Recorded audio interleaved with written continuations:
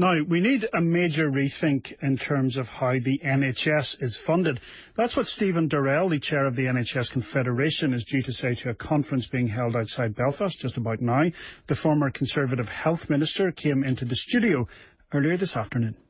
This is, of course, its 70th anniversary year, and I think it's a good time for us to reflect both on the extent to which the NHS in Northern Ireland and indeed in the broader UK is meeting the aspirations of the citizens it's there to serve, and look at the challenges it faces if it's going to improve on that performance. And that's not to criticise, it's just to say we should always be looking for improvement in the years ahead. And I think if we're going to do that, there are two things we need to address. One is the level of funding required, because the truth is demand for these services is growing, and it's no good saying we're going to meet demand if we're not prepared to fund that growth. The second thing is that we also need to ensure that the structure, both of the National Health Service and of broader social care and other localised social services, are change in a way that reflects the changing needs of the communities they serve. In Northern Ireland, you're ahead of the rest of the UK in that respect, because you have a more joined-up health and care system. But that doesn't mean there aren't challenges here that need to be addressed, as they do across the rest of the UK. OK, well, let's take your first point first in terms of the level of funding. Are we funding the NHS enough? Does it simply need more money?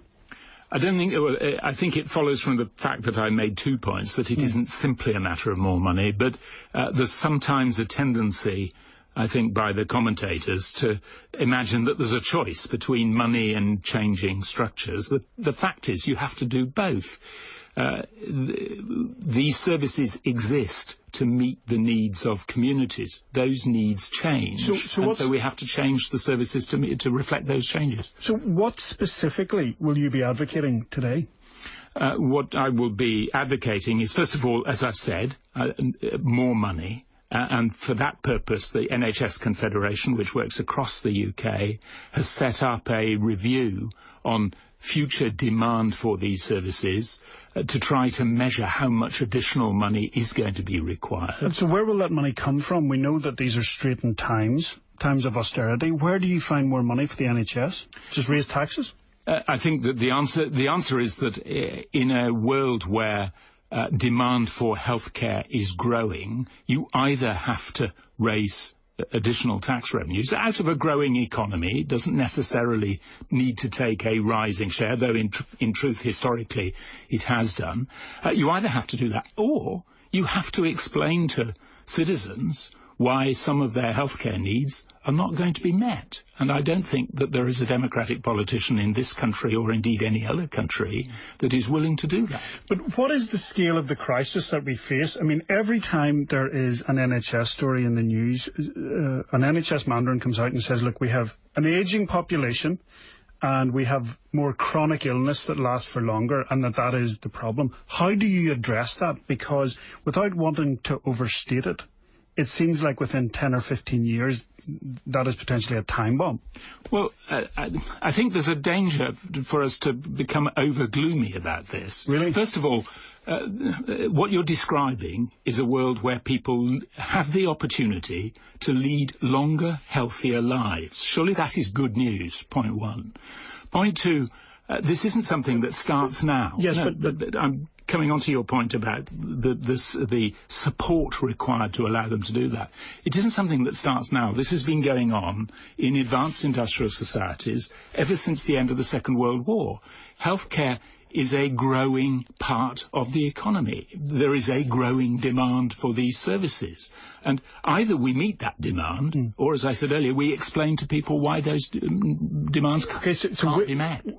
Which are you advocating? That we meet it with more money? I am indeed advocating that we continue, as we have done for 70 years through the history of the health service, to fund growing demand for healthcare services in order to enable people to lead longer, happier lives. OK, so that's the first thing. We need more money. What about the manner in which it's being spent, right? Because we have all of these different but linked acute problems. There's problems with emergency care. We have a social care system which appears to be on the point of collapse, a GP system that is in trouble, and then a hospital system in the middle that is bearing all of that pressure from all sides, and it's all linked. So where do you even begin to address that? Well, you're absolutely right to say all of those things are linked. Incidentally, you can add other bits into the fabric of local public services, which are also linked. Most importantly, social housing. If the quality of housing is poor, that leads to healthcare problems.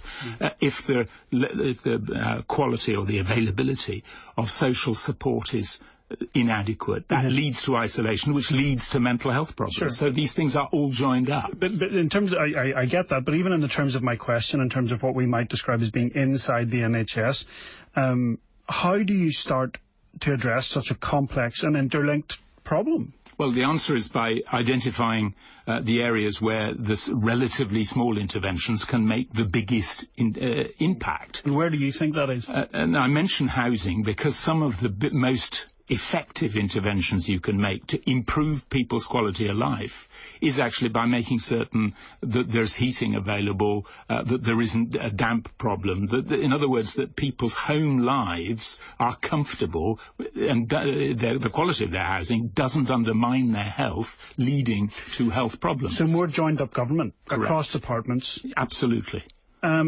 People, though, are very sceptical, aren't they? When it comes to new and I suppose radical thinking about the NHS, you meet a lot of resistance because people believe that where you're heading inevitably, and you were a Tory health minister, people believe that what you're going to come out with at some stage is we need more private care. No, we need means testing, that kind of thing. Is that where we're inevitably heading? No, I don't think it is where we're heading, but incidentally it's also worth remembering that we have never run even the NHS, and certainly not the broader range of these services that we're talking about, on the basis that they're all provided by the public sector. They've always been there's always been a mixture, and that, I think, is how it should continue. Okay, but does the balance need to change in terms of people who can afford private care? Let's say they need some kind of procedure or investigation. Do you believe in 10 or 15 years' time it's going to get to a point where people who can afford it need to go and pay for it? No, I think there's two issues here that it's important to separate out. First of all, I've already said there has always been, in the UK, Northern Ireland and the whole of the UK, a mixture of public and private providers of these services. Sure. But what I'm saying is, NHS, within the NHS, there's also always been a core offer that's funded largely by the taxpayer. There's a small element of charges, but it's funded largely by the taxpayer. And that, I think, should continue. But what I also think is that we should join that taxpayer-funded healthcare system into a more joined-up set of housing services, social care services, education services. How can you do child health and not link it into schools? Where did that come from? I understand that you're advocating a more holistic approach across the board, but what I'm saying to you is, do you think inevitably in 10 or 15 years' time that people who can afford it, let's say they need, I don't know, an endoscopy or something, that people who can afford it will just simply go, I'm going to pay 500 quid here and get this next week? Is that where we're going? No, I don't think it is. I'd be very clear. I am not in favour of charging for elements of the NHS that are currently available free. What I am in favour of is joining the NHS into a more holistic view of public services, of localised public services, some of which, of course, already do levy charges. That was Stephen Dorrell from the NHS Confederation speaking to me earlier today. Now, still to come on Evening